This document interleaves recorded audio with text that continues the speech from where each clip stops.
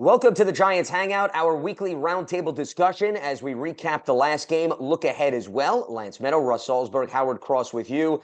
A rough performance for the Giants on Sunday as they fell to the Cowboys 49-17. They were outscored by the Cowboys 89-17 in 2 games this season. So we're going to focus on 3 different topics, as we always do each and every week. Number 1, the volume of explosive plays by Dallas in terms of their offensive attack, the Giants' offensive struggles, and the inability to get home against Dak Prescott with respect to the pass rush. So, Howard, I want to start with Dallas's explosive plays because I think sometimes numbers do tell an awful lot. And the Cowboys had 10 plays for 20-plus yards, and they were spread across the board throughout the various touchdown drives. Brandon Cooks, C.D. Lamb, Michael Gallup had the 41-yard score. They had 9 through the air. They had 1 on the ground. And I understand there were some injuries in the second half where the Giants did lose 2 of their corners, but the Cowboys still put up 28 points in the first half, and the Giants defense could not make consistent stops to get off the field and do any sense of damage control. Well, you have to start off with thinking that Adoree Jackson's out of the game. So once Adoree Jackson's out of the game, that kind of puts a couple guys in the game that aren't necessarily their best corners and starting. And, you know, at first – they got a 3 and out. They stopped them. They stopped them on a 4th down play. They look like, okay, they're going to have a little bit of a battle. And then they started looking for the guy and said, okay, well, he's not usually here. Let's try him out a couple of times. And they could pick out and they could see what they were going. They were looking for the guys that weren't starters and throwing the ball to the guys who were covering them. That is just basic football 101, well done by the quarterback. Well, smart enough to understand it as a game wore on. You could see him looking for guys. If Cook was over the guy, they would throw it at him. Darnay Holmes was the guy they were picking on a lot. Cordell Flott did a good job most of the game, and then he tried to put a big hit. His body's not big enough to take big hits, so he was out of the game. And then by the second half, it was like they had no Adoree Jackson, no Banks, no Flott. That they were just out there with a guy or a group of guys that are mostly special team players. And if at best they're supposed to fill in for a play here to play there, they had to play the whole game. So the first half you had one of your starting corners out there, and everybody else was trying to figure it out. By the second end of the second quarter, more and more guys were out of the game. That's just part of it. Well, they were certainly eating into the depth chart. I don't think there's any doubt about that. And Dallas, to your point, was looking at the different Giants personnel and so forth. You said depth chart. I don't think they have a depth chart anymore. That's because of all the injuries. Correct. Yes. They're absolutely. I don't say that to be funny.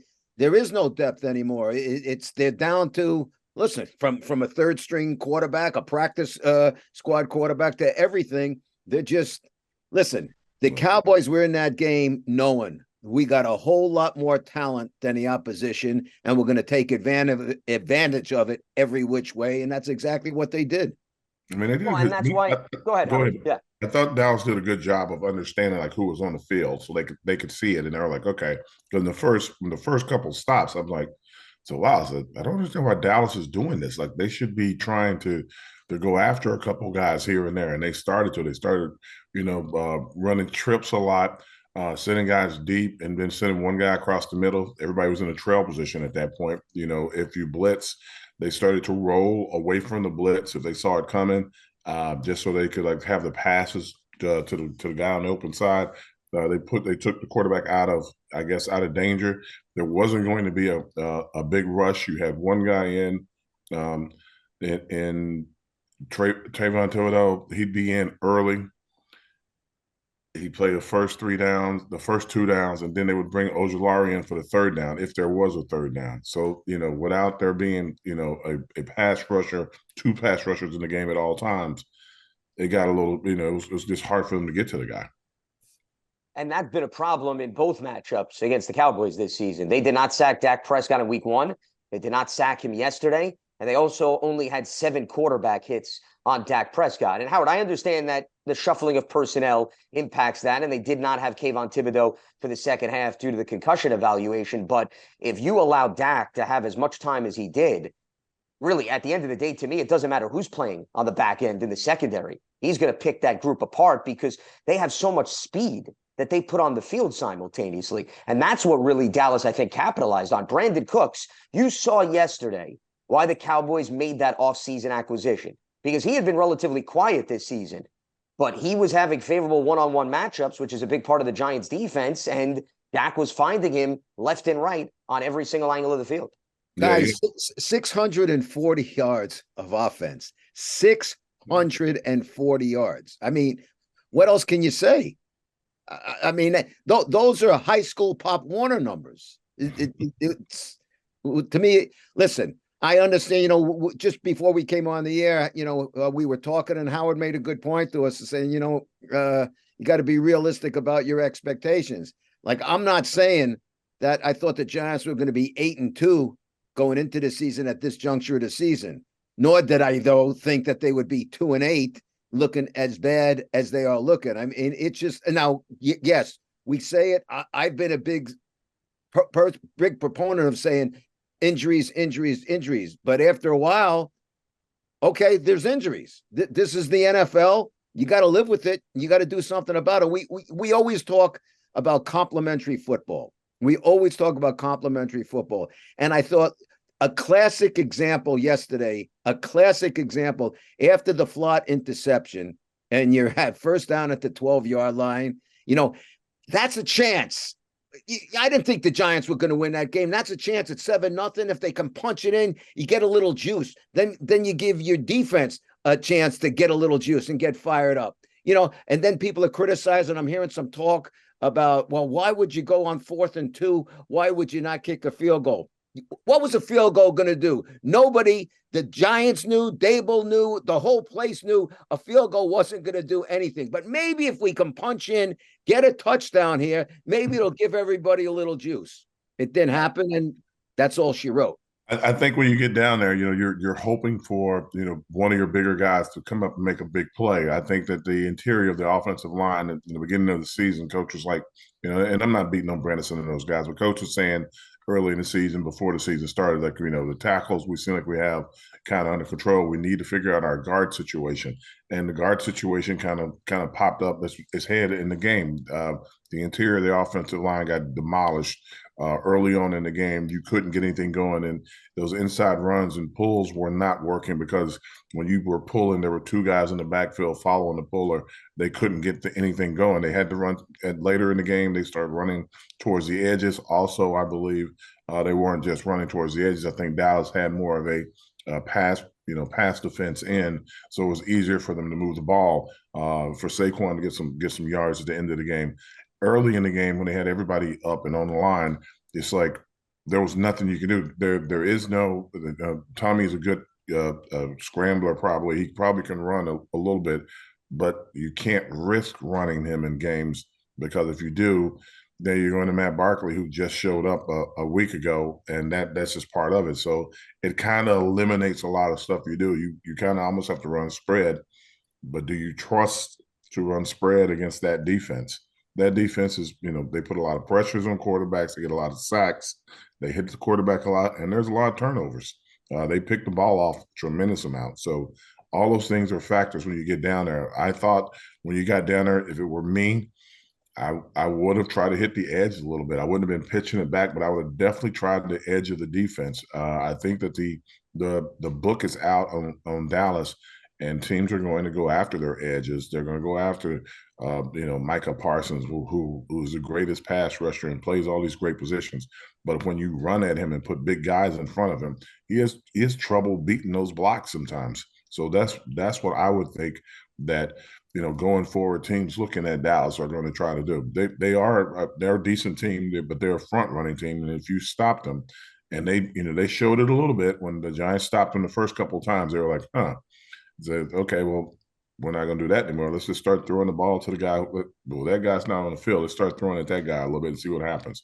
And it worked. It was clearly a heavy passing attack by the Cowboys, to your part, Howard. And I think that Mike McCarthy and company went in and they figured that was the way that they could go after the Giants, especially because of who they were able to showcase out wide at receiver as well as the tight end. But I think going back to Russ's point, it was a huge missed opportunity early in the game when the Dallas Cowboys give you the ball at the 12, and it's still at that point a 7-0 game.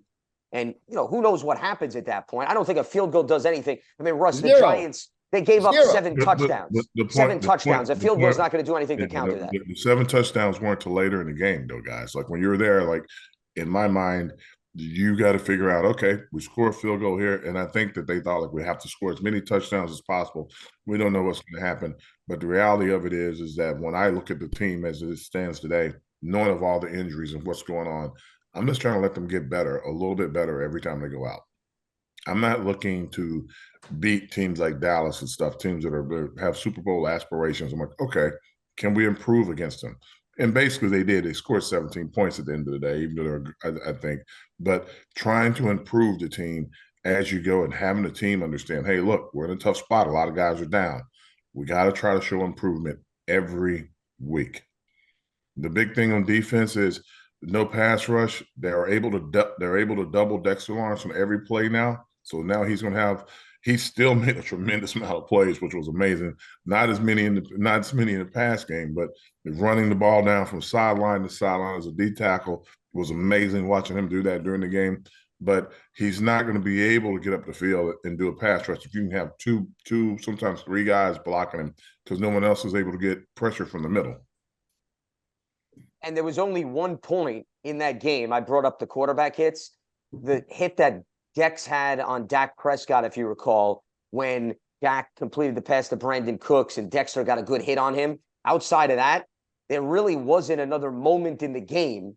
Forget the numbers, where the optics told you, okay, they were wearing down Dak Prescott or they were perhaps opening a door where they could take advantage. And, that's the other big issue. You didn't see opportunities for those game-changing plays to come to fruition, and most important, capitalize off of them. And when you're playing a team like Dallas, to your point, Howard, okay, you want to see improvement. That's fine. But I think what Russ was bringing up is, regardless of whether or not you want to see improvement, there's only so many few at-bats in a game like this where the margin for error is non-existent. So when Dallas hands you that opportunity, no matter who the personnel is out on the field, that's not true. Got to be able. Lance, you guys got to stop doing that. Whoever the personnel is on the field, I appreciate your compliments.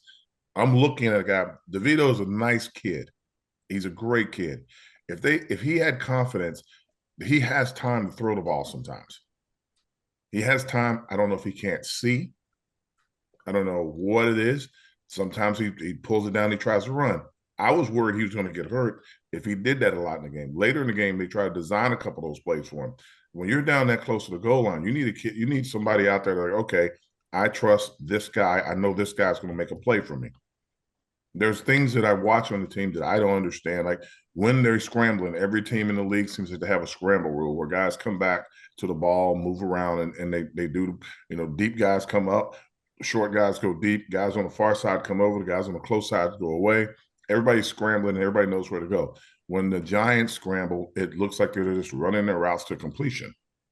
Well, you know what, Howard, I understand what you're saying, but nonetheless, whether they have somebody to make the big play or not, I'll still say you get the ball first down at the 12-yard line when you're not going to get a Russ, lot of who's going to make the play?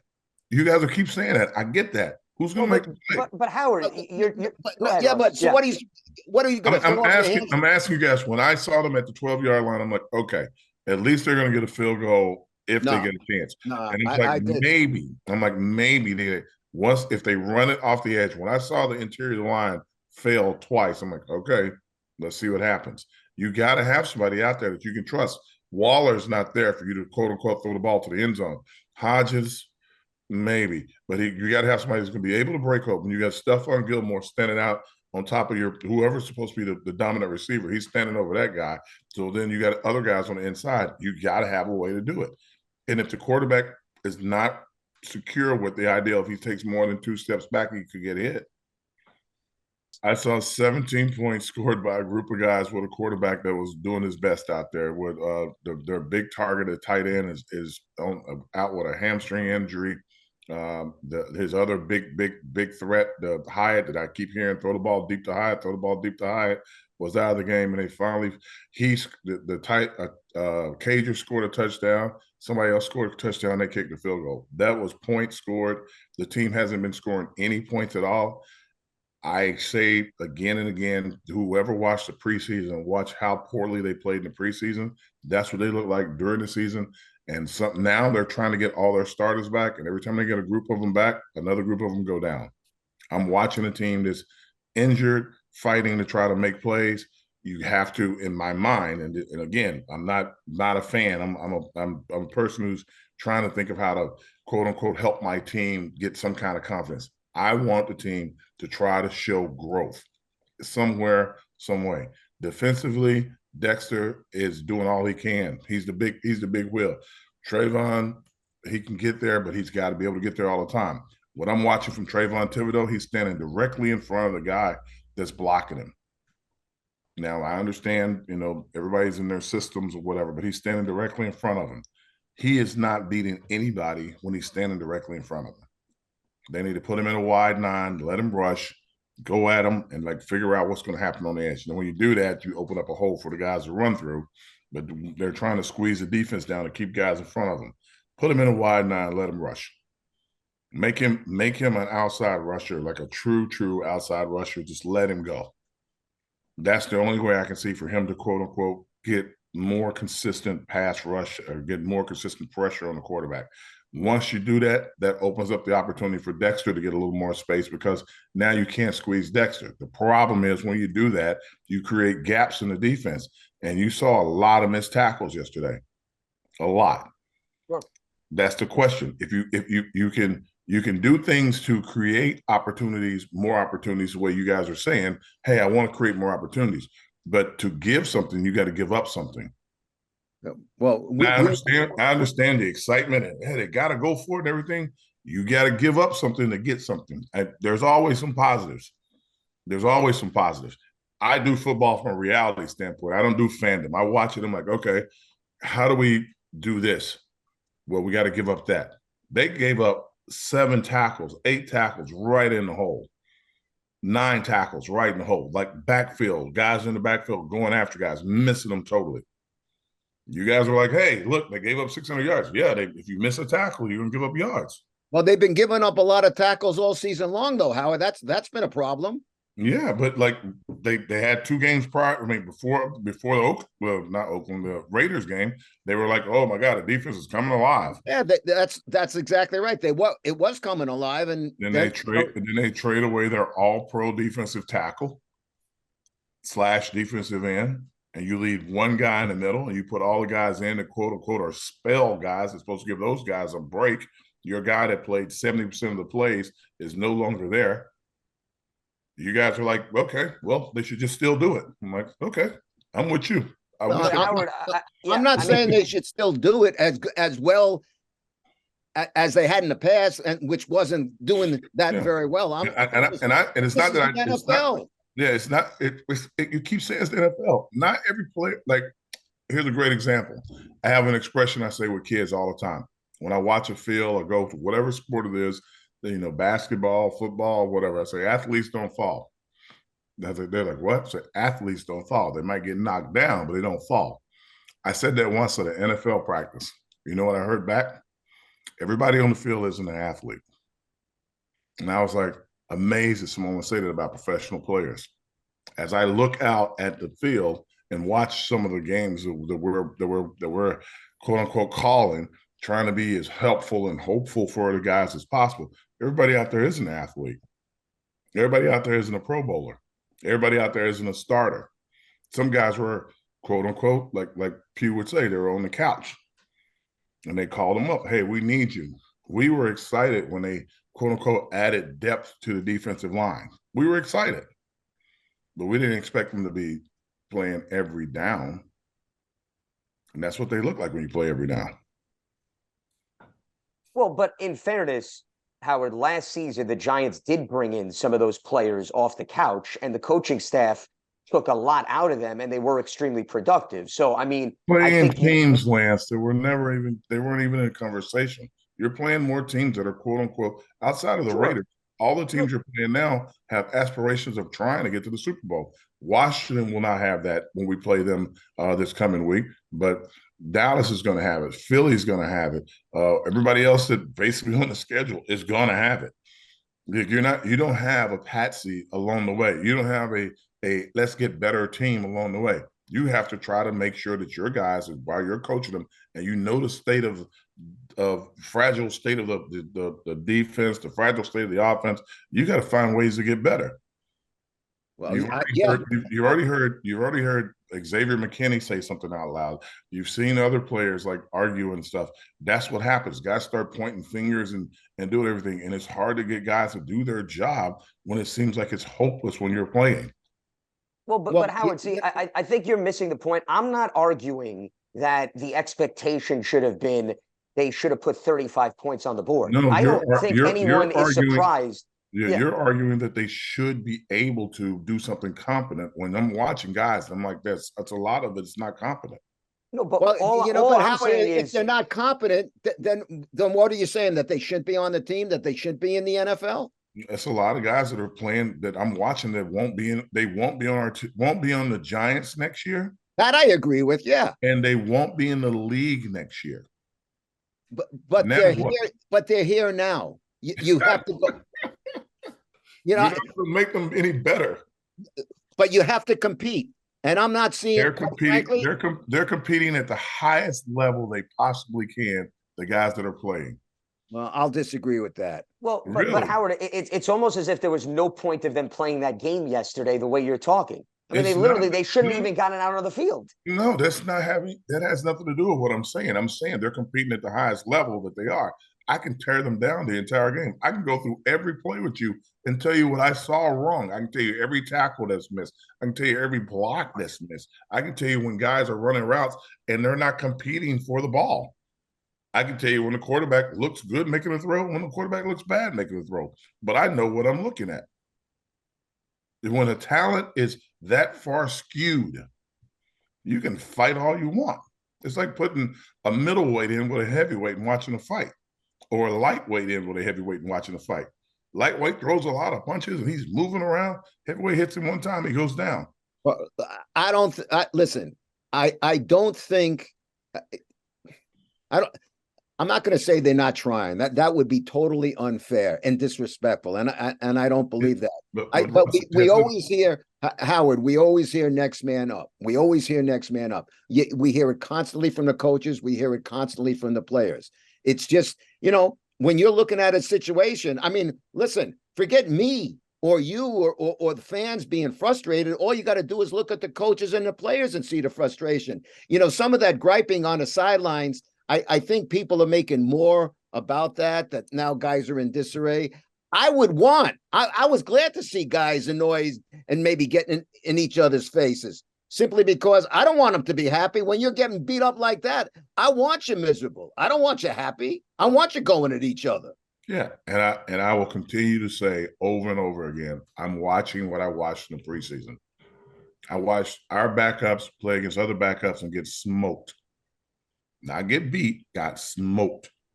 Some of the guys that were backups that were playing in the preseason are on IR, and we're bringing guys in off the street to play. No, Lance, I'm not saying that you shouldn't play the games. I'm saying they're giving a lot of effort, but they don't have a lot of abilities. You can call it up, you can draft it up, you can do whatever you want. Sometimes it just ain't going to work. Like I said, and what do I keep saying over and over? Please show some improvement. Show something getting a little bit better. And you'll see a little bit better this coming weekend. Why? Washington traded away their 2 pass rushers off the edge. But what was the problem in this game? It wasn't Michael Parsons. It was the middle. The middle will get challenged again. And they have Daron Payne and Jonathan Allen still on the roster, and those two guys play in the middle. Yeah, absolutely. There you go. If you can't protect the pocket, then those guys on the edge are going to feast, which is exactly what we saw a bit of yesterday. So you're going to see. So you're going, in theory, what you would see in this game coming up, you would see them run at the edge a lot. You would see them try to get to the edge to keep those guys, the troublemakers, out of the game. Now, if they come out and they start pulling guards to the middle and trying to, trap these guys, then you will know that they have a different view of football than I have. And I'm not a coach. I'm just saying what I would try to do. No, completely understandable. And once again, when you see a team struggle in one area on film, the copycat mentality comes into play. You're going to try to test them the following week. So that should be expected out of Washington. But Howard, if we were to have this conversation before the season, even before the injuries started, I'm with you. The Dallas roster compared to the Giants roster on opposite ends of the spectrum. So, once again, the expectation is, Dallas is a deeper and more talented team. The initial point that I was going towards, which Russ was alluding to, was the fact that no matter the talent, when the ball is given to you on the 12-yard line, the expectation could still be to get a touchdown there. That's the whole point. Whether or not you can go out and do that, I don't think that's asking for much. That's where I was coming from. That's all. You guys are saying in normal football, this would happen. But when you're watching it, you're not really watching normal football when there are like four guys in the backfield. When you hand the ball off, he's getting hit 2 yards deep. That's not normal football. Normal football is like, man for man, you have a chance in a lot of cases to do things. Now you just have to out-scheme the other team. And that's what's going to have to happen going forward. They're going to have to figure out ways to out-scheme the other team and really play towards other teams' weaknesses. That's got to be the focus of everything they do is we're going to have success going towards other teams' weaknesses. They're not going to line up and beat anybody. Well, no, I would agree with that, but again, Howard, I'm just going to have to agree to disagree because to me, when you're lacking so much, as you're saying, and I agree with you, when you're lacking so much from playmakers and on offense right now, you're not going to get a whole lot of chances to score from within inside the red zone. So when you get it at the 12-yard line, first down at the 12-yard line, devil may care, go for it. You try and take advantage of that opportunity. That's all Lance and I are saying. Guys, and I don't mean any harm, they did. They got the ball down to the 2-yard line or 1-yard line and didn't get in. Now, that's your expectation. They did what you wanted them to do. 0 points. Now, when they do what you want them to do and they fail, then you complain about it. I'm confused. Well, I don't think it's a matter of complaining about it. To me, it's just a normal football conversation about getting it in the 12-yard line vicinity. You should want to be able to score, Howard. I don't think that's asking for much. No, but the scoring is kick the field goal. Let's go back and try to retry again. You guys said they should have tried to score a touchdown. They tried. They got down there. They got it inside the 2. They couldn't get it in. And the decision making is not up for debate here. Yeah, Howard, it's not the decision making. The decision making was fine to go for it. I'm not questioning. Guys, you're saying when you get inside of 12, the expectation is to get some points. We would like a touchdown. I want you to try for the touchdown. They tried for the touchdown. Right? Did they get the touchdown? No, they came up short. Sure.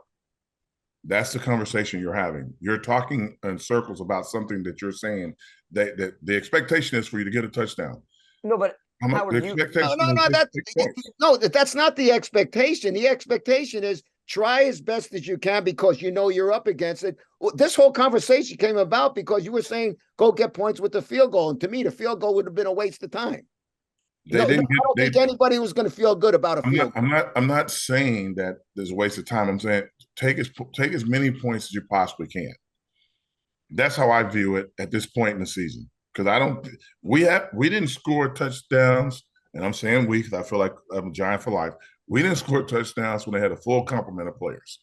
Got smoked 40-0. A week or so later, Saquon's out of the game. Daniel's out there roughly trying to get it done, getting hit 1,000 times a game. A few weeks later, Daniel's out of the game. Most of the linemen are out of the game.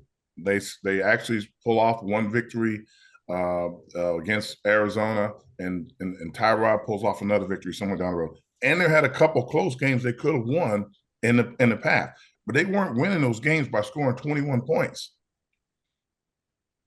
They weren't winning those games by scoring 14 points. They were barely getting any points at all. And my view of the team, as I'm looking at today, is take every point you can get, any chance you can get. I'm not arguing if coach should have gone for it or not gone for it. I just take points to try to give them some, okay, guys, we got something on the board. Let's go back out here and try it again. Let's go. Let's try to think of things positive for them to do. That's what I'm saying. I'm not saying, guys, that you're wrong. Yeah, expectations for you to score a touchdown. Anybody else? Yeah. Right now, they're struggling mentally, emotionally. They're lacking confidence in a lot of different areas. Give them something to hang their hat on every time you get a chance. That's not fan football, because fans want you to, like, hey, go out there and kill them, figure out a way. Look, if I don't see a way in some cases, take every point you can get, every chance you can get. And I'm not arguing that they shouldn't try to go for it. There are a lot of things you could have tried to do down there that may have worked. Yeah, But Howard, to me, the expectation when you're down there is not, the hope is to get a touchdown. I'm not expecting this Giants offense at this point to get a touchdown. Mm-hmm. I'm just saying, to me, when you have that opportunity, if you're going to get that close and the offense is struggling as mightily as they are, I say go for the touchdown. They didn't get it. I'm not killing them for not getting it. My whole discussion is go for it, which is what they did. I was just saying that the expectation, the what you expected them to try to do, they did, and it didn't work. That's all I was saying. No, and you're looking at it from the results standpoint, and I don't think Russ and I are coming from the standpoint of, shame on them because they didn't score a touchdown. It's just from a football perspective that you should have the expectation when you get the ball where you did, geographically speaking, that you should have a realistic shot to get in. That's where we're coming from because of what the Dallas Cowboys did in a field position battle. That's all. And did they have a realistic shot? Did they get it down to the one? They did, but they didn't finish. I mean, at the end of the day. And I think what you're getting at, and this is where I wanted to move the conversation to, you were talking about playing the interior. Okay, so when you're in the red zone, Howard, the one thing you have to be able to do, what good teams do, regardless of the personnel, before you go down that road, you have to be able to run the football, right? Inside the red zone, you have to be able to run. And they did not effectively do that yesterday. And that was a major killer because, A, you were playing from behind all of a sudden. You knew you had to be pass happy. So you're laying out the red carpet for the Cowboys, which we were talking about earlier. And here's the other thing. The down and distance on third down. They were 0 for 12 on third down, guys. They did not convert 1 third down against the Cowboys. Now, more often than not, you say, okay, well, why is that? I look at down and distance, right? There's a distinct difference between you face a bunch of 3rd and 2s or you face 3rd and 10s, 3rd and 12s, 3rd and forevers. You look at the down and distance, 9 of the 12 third downs were for 8 yards or more. Now, what's that a product of, Howard and Russ? I would say it's a product of not being able to run the ball effectively on early downs and taking a lot of negative plays, not winning the battle in the trenches, which is what you were getting at, Howard, giving up sacks. So you get sacked on first down, now you're facing 2nd and 16. If you run the ball with Saquon Barkley, he gets no gain or loses a yard on first down or second down. Now it's 3rd and 9 instead of maybe 3rd and 4. That, to me, was the absolute killer for the Giants, regardless of whether or not there were Pro Bowlers, there were middle-of-the-pack guys, or there were guys that you just brought in off the street. I'm just looking at it from a pure football X's and O's standpoint. But,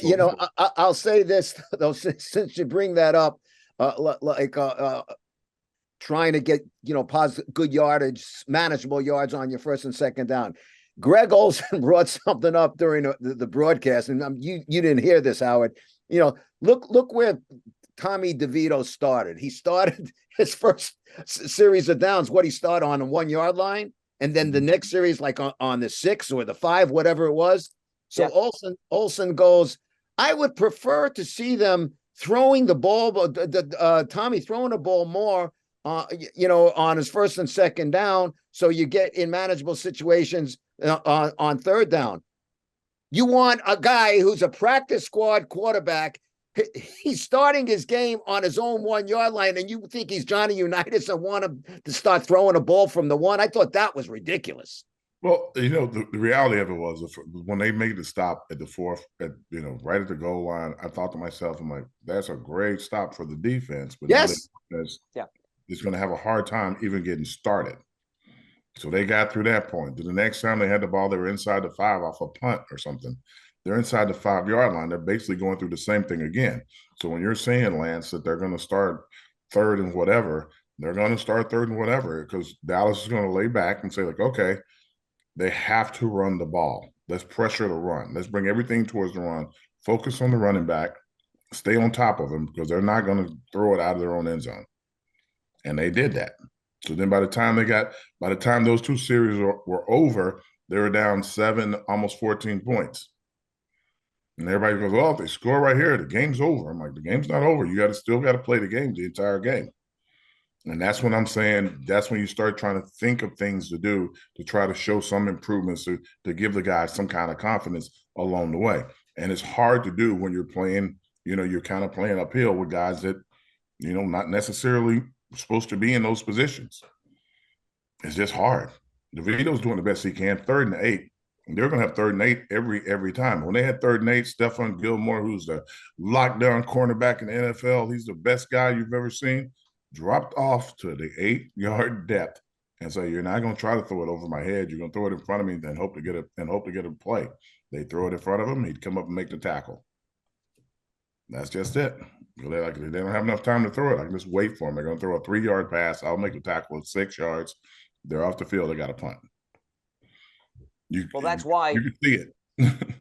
The defensive stand that we're talking about, when they basically had their backs against the wall, I wouldn't necessarily say it was a blessing in disguise. Granted, you don't want the Cowboys to score, but it was almost as if you put your offense in a precarious spot, because if you remember, guys, on the first 2 plays, Saquon actually barely got the ball out of the end zone. They were this close to having a safety on 2 consecutive plays. Luckily, his forward momentum got him out of the end zone. And then at that point, and this is what I think you're getting at, Howard, you just are saying, let's give Jamie Gillen some room to at least try to attempt a punt. I mean, that's the goal then on 3rd down. But what I'm getting at is, in fairness, though, not every possession that the Giants had on offense for the remainder of the game, Howard, was all the way back up against the end zone. But after those 2 or 3 possessions, what's the score? Well, it was 7-0 for a little bit. Yeah, it was 7-0 after those early possessions. Yeah, 7-0. They go down. They try to make them move. They don't complete the 3rd down play. The next series they're down 14-0. That's just the way it is, because right after that they're on the sideline looking like, okay, we know who's not in the game. Let's start going at the guys who are not in the game. Like, if he doesn't score early, if you don't find a way to put like 3 points on the board, 7 points on the board, something early, it just gets out of hand. Dallas is a team that's literally they're the most evident front running team there is in the league. When they play against better teams, better than the Giants, of course, and they get behind, they have a hard time. The coaching has a hard time. Dak has a little bit of a hard time. Like, Dak threw 2 interceptions yesterday. If the game had been close, he would have, that's who he threw one. Remember, Cooper Rush threw the other one. Well, basically, same thing. But that's the person that you're going to see when things get tight, and they just weren't tight. Not at all. Well, one other thing that I want to touch on here, and Russ, I think you alluded to, and I think it's an excellent point, and there is going to be a lot of chatter when a team is 2-8, and everything that happens on the sideline is going to be put under the microscope, even though it may not be a big issue. I think what you were hitting on, Russ, is I think we tend to forget these guys are human beings at the end of the day. And Howard, you could talk to this as a former player. And to expect individuals to be robots and not react to the emotions of the game and not show frustration, whether or not there's anything bad to read into, that's not what I'm talking about. I'm just saying, if you get down 28-0 at the half, I'd expect a player to be pretty ticked off and irritated that his team is in that position. If it was the opposite end of the spectrum and they were smiling ear to ear, 100%, you would be even more irritated as a fan, because you'd be wondering, why are the optics like that when the score on the scoreboard is showing a lopsided affair? So if anything, you're seeing a team that is trying to fight its way out of early deficit after early deficit. And if guys are a little bit animated, it doesn't mean that they're going to war with one another. It simply means if you, Howard, myself were in that position, we'd probably be pretty irritated, and it'd be an unpleasant environment if your team is down by 4 touchdowns and you still have 2 quarters to go. And I think that's what is essentially being missed out within the dialogue. I think it's more of this, and like, we're in the media, we're doing a podcast, we do radio, we do TV, we do all kinds of things constantly trying to do. When you're watching a game, especially a game that's a blowout, you are looking for anything to have a story to make the audience pay attention. But especially the TV camera, that we concur 1,000%. Yeah, and you knew they were going to jump. Not only were they going to jump on it, but I would say this: The one thing that I was looking at when that was going on, two of the guys that they were focusing on because they were getting into it, Sterling Shepard and Darius Slayton, are two of the very best guys in that locker room. Like, not good guys, really quality guys in every sense of the word. So to me, when I'm watching that, I'm saying, man, frustration. They're just frustrated. They're fed up. They're disgusted. They're losing. They're getting beat and battered. That's all to me. It's frustrated. It's not like people, as Howard said, people are going to start talk about losing a locker room, losing this and that. They're fed up. They're disgusted. They're getting embarrassed on TV. They don't like it. They're not, to what Lance said, if they were smiling, the world would come down on them. What are they laughing about? Why should they be laughing? They're not laughing. They're ticked off. To go back to what Lance said, so I've been on teams that were bad and we had tough losses and everything. And I'm talking about guys throwing chairs in the locker room, throwing helmets in the locker room, but the media's not in there when we're doing all that. Right. And we're all pissed off. I've seen coaches yell at guys and guys yell back at coaches in the locker room, nose to nose, people holding each other apart and everything. You don't get to see that because that's part of that's the home, or that's your house, that's your family squabbles and stuff. The only time you see somebody yell is on the sideline, and we digest this game at such a high rate. We're looking for anything we possibly can. You want the action to be on the field, but when there's not a lot of action on the field, you turn to the sideline to try to see what's going on and see, well, let's see how they feel. Maybe somebody's shoulders are slooped. Maybe somebody's head is down. So we can say that they don't have the mentality for it. Oh, look, they're fighting and arguing. Maybe coaches losing the locker room. Until I heard Josh, the guy in Vegas, I never really heard of someone actually, quote unquote, losing the locker room like that. The old days, you might be mad, you might be angry, but you kept fighting. You just kept fighting. You're going to lose a lot of games. Like I used to play the New Orleans Saints forever. They were a bad team, but man, you leave the game, you had bumps and bruises and cuts. Like it was just a fight. And that's kind of the mentality the guys are going to have to take on. Like, hey, look, you might win, but it's going to be a fight the entire game. But today, like I said, we digested it at a different level in a different way. Like in there's different ages. Like Russ, you're a little older than me. Lance, I'm a lot older than you. So we look at it in three different ways. And like I look at it from the standpoint of, hey, look, any progress you make, any things you can hang your hat on, is things that can help you get better the following week. You always want something to praise. You can win a game 28-0 and tear the team down the entire game. You can lose a game 28-0 and find little things like, hey, look, we improved a little bit here. Let's try to get better at this spot. I know we made some mistakes here. We're going to correct the mistakes, but let's look at what we improved on. And that's just messaging at that point. So as an athlete, I always tell people, like, look, man, you can find something wrong with anything you do. You can catch a touchdown pass spinning like the Odell Beckham pass. You know what someone would say? Why are you catching it with one hand? Why couldn't you get two hands on it? And that's the truth. So, like, try to find things to hang your hat on. Try to find things that are positive. Next week, we got this. This is what we had the week before. And then you got McLaren playing. And he's one of the better receivers in the league. Yes, he is. You got Banks that left the game with an ankle. You got Flott that left the game with a shoulder. If Banks and Flott are not playing, what are you going to do? Well, as you say, we need to send out a search party to find improvements because it's going to be a rough week coming up.